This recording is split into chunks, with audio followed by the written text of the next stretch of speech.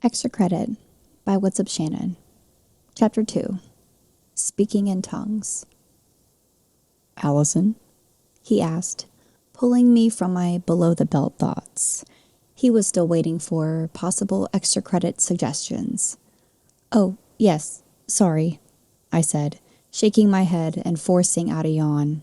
Faking exhaustion from not listening, the oldest trick in the book. How about a presentation? I suggested, my tone perking up. I could present in fairly average German if you'd like. I have been practicing, I said, digging out my Deutsch language translation book from my bag as proof. I'll consider your offer. What do you want to discuss in your presentation? He asked, setting a notebook aside with his pen ready. What would I even consider? Hitler was a huge topic in the classroom, but not my favorite subject for obvious reasons. Weaponry wasn't my favorite either, unlike Professor Gladney, who had this obsession with death. He practically wheezed the word like it was performed by a ghost. Also, what would everyone else relate to? Maybe even get the professor's stomach growling? Food. Perhaps I could discuss military food rations. What was commonly found in them, how they prepared them, I suggested. I watched Professor Gladney nod along, his pen dancing across his notebook. Great idea, he said, a low growl following. His hand rested on his stomach. Pardon me, he added, excusing his hunger pains. Let's do a mock presentation. Give me an idea of how it'll go, he suggested, setting his pen down. He leaned back into his chair once more, his hands holding his tummy again. There was no way he didn't love his stomach. Maybe not in an aesthetic way, but perhaps in a comforting way. It stored his fuel. It was a sign that he enjoyed his meals and looked forward to them. And what's more attractive than that? Allison? His voice cut through my thoughts. Oh, sorry, Professor. I got lost in my thoughts, I said, only half lying. He returned a nod as I cracked open my German language book.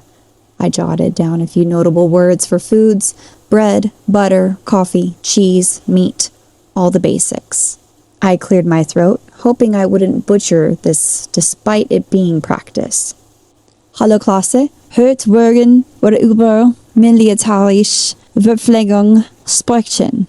Hello class, today we will be discussing military food rations. I began, carefully saying each word as if I were performing oral gymnastics. Auch Soldaten müssen essen, manchmal unter den hottesten und brutalsten Bedingungen. Die meisten Rationen enthalten Brot, Butter, Fleisch, Wurst, Käse, Kaffee und sogar einig Leckereien by Schokolade und Marmelade. Soldiers have to eat too, and sometimes in the harshest, most brutal conditions. Most rations include bread, butter, meat, sausage, cheese, coffee, and even some treats such as chocolate and jam. I continued. His brows rose. Was he impressed? He kept his gaze on the notes he was jotting down, but still listened attentively. Stellt euch Swansbrot und warme geschmolzen Butterwurst und ein fleischig Wurst zum Frühstück. Imagine black bread and warm melted butter and a meaty sausage for breakfast, I slowly stated. Professor Gladney's eyes bulged. Uh-oh, what had I said? He cleared his throat, swiping a bead of sweat from his brow. That's okay. It's a confusing language. He began. Swansbrot. I said dick bread instead of black bread. Oh my God. I could drop his class and never see him again. No, I can't. I need this credit. Fuck. He ran one hand through his hair, revealing more of his extended forehead, as the other hand went under the desk. He adjusted his position in the seat, but that same hand went down there with the task. A low grunt left him, along with a subtle swish of his trousers, and I thought I knew what that task was. Just below that gorgeous belly was where he was still swelled, extremely solid. Nothing was going to get rid of that thing. Not even time. What I meant to say was Swansbrot. I clarified. He gave a knowing grin, proud of me figuring it out myself. Shall I continue? I asked. He confirmed with a single nod, finally looking over at me. Those deep eyes tore my walls down completely. His mouth hung open slightly, his wet, shiny tongue framed by those plump, cherry-colored lips. I had a feeling a kiss from him would leave a mess behind, and honestly, those were the best kinds.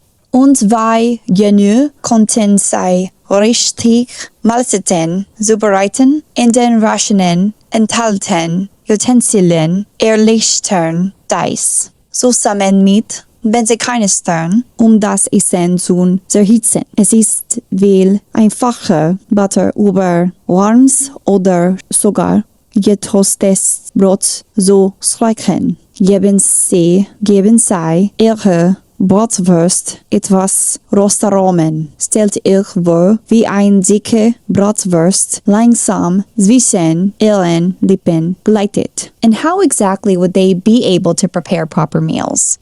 Utensils are provided in ration boxes, along with cans to heat food. It's much easier to spread butter over warmed or even toasted bread. You can add a little char to your bratwurst. Imagine a thick bratwurst slowly sliding between your lips. I continued. Professor Gladney's eyes widened once more. I checked back on my notes frantically to see what I mispronounced now. I read the line over and over until it dawned on me. It sounded sexual as hell. I glanced up at him, his fingers pinching the skin between his eyes. He tried to cross his legs, but grunted and immediately uncrossed them. He swelled so much, crossing his legs was uncomfortable. This poor man. Allison, please. You need to rephrase that sentence, he urged, clearly trying his best to remain professional. He was a tenured and respected academic figure of the university. Encouraging innuendos during a class presentation would not be taken lightly by the academy. I'm sorry, bratwursts are thick though, I said, confirming the anatomic accuracy of the sausage. He rolled his eyes, flustered. Yes, they are. However, describing a thick sausage sliding between your lips is... He trailed off, bewildered that he had said such a statement out loud for tutoring purposes. The tension in his cramped office was thick. Or dick. I understand. I cut him off, recrossing my legs, something I had the privilege to do, unlike him. I wouldn't lie to myself. Making him flustered was utterly satisfying. I didn't know what caused him to swell down below, but if I had a hand in making it last, or even swell more, well, I would say I was accomplished. It seemed like a pipe dream for a professor to want me. It also sounded like a crappy porno, begging the professor for a better grade in exchange for the time of their life with a student. Professor Gladney was not that kind of educator, far too honest and upstanding to do such dirty work.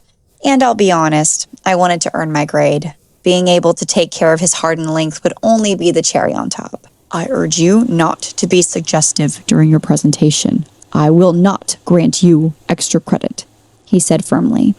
I swallowed hard, knowing my thoughts were going far more south than my presentation ever could. I swear to you, it wasn't my intention, I confirmed once again, feeling a layer of perspiration form across my skin. I looked up at him. He was glistening too. His office hadn't even been the slightest bit warm when I first entered. The hum of the air conditioner across the building confirmed this, and yet there we were, sweating like in a sauna. I took off my sweater, draping it over the side of the chair. Professor Gladney's eyes shifted down, noticing my shoulders and collarbone now visible. I knew this wasn't the 1800s and this wasn't his first time seeing a woman's, let alone a student's, décolleté and shoulders. But there was a string attached to his eyes and my chest. I could protest and interrupt his gaze, but why would I do that? Why wouldn't I want him to want me more? I hadn't removed my sweater for that kind of attention, but I was grateful I did now. How have you been, Professor? I asked in a sweet, curious tone. He blinked several times as his eyes bounced across the room, returning back to reality, like I had been doing. Fine, he stammered. His fingers gripped his pen as he continued to write more notes on the page. There are rumors, I started. His pen paused as his head slowly raised, meeting my gaze. Rumors? Care to enlighten me? He asked, a hint of annoyance in his tone. The last thing I wanted was for him to think his private life was gossip. However, Being a prominent figure only made him a target for it. They say you separated from your wife, I said softly, almost afraid he would hear me. I watched his Adam's apple bob as he swallowed hard. Who are they? He asked, his eyes fixed on me.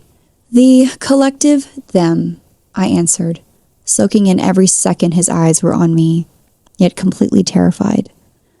The collective them are quite observant, he confirmed, his voice low like a whisper. I watched him falter, understandably still mourning. I'm so sorry, I mumbled, feeling the vibe of the room shift quickly. It was the right thing. Doesn't make it any easier, he said, wiping the excess sweat from his brow. His gaze met mine once more. Thank you for asking.